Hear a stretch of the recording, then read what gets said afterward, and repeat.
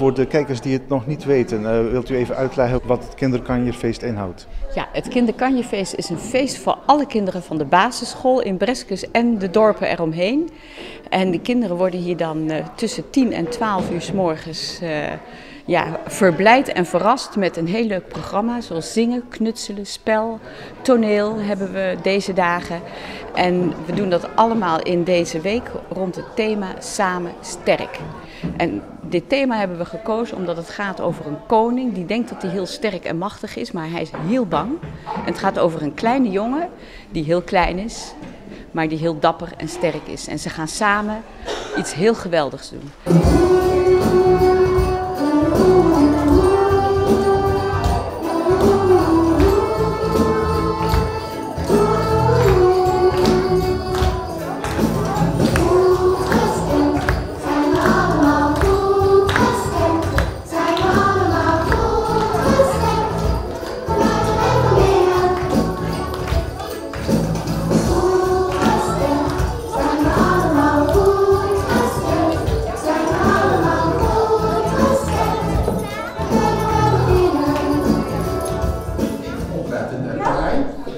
Ik hou van chocoladetaart. Ja, dat weet ik.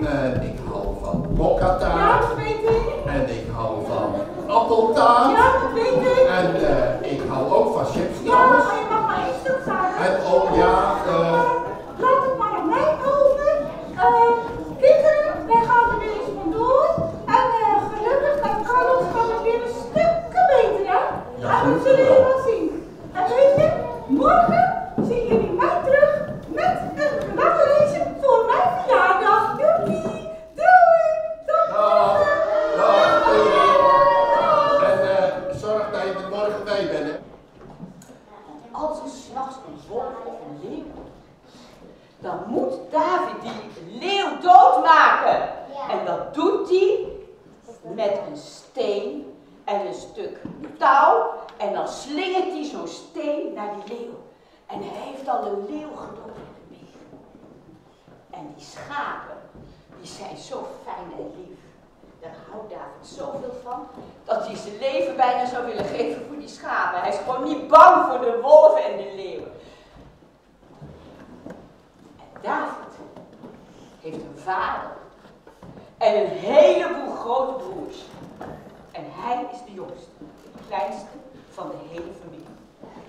En papa Isaïe had tegen David gezegd, ga jij maar op de schapen passen, want die grote broers van jou die werken wel op het land en die schilderen het huis een beetje op en die doen wel met de koeien en die ploegen wat en die zaaien. En jij bent een beetje kleiner, ga jij maar op de schapen passen.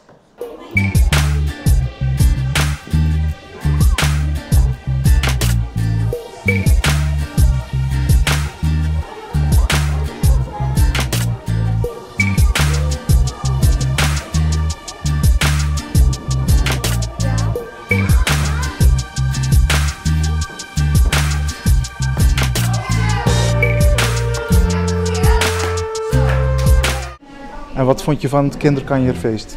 Leuk, en het knutselen dat was ook leuk, want we gingen stenen verven en dan kon je ook een bekertje verven. En je krijgt er altijd eten, dus je hoeft niet zelf mee te nemen en drinken ook.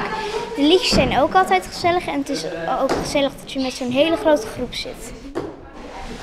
Dus morgen en overmorgen bij er ook? Als het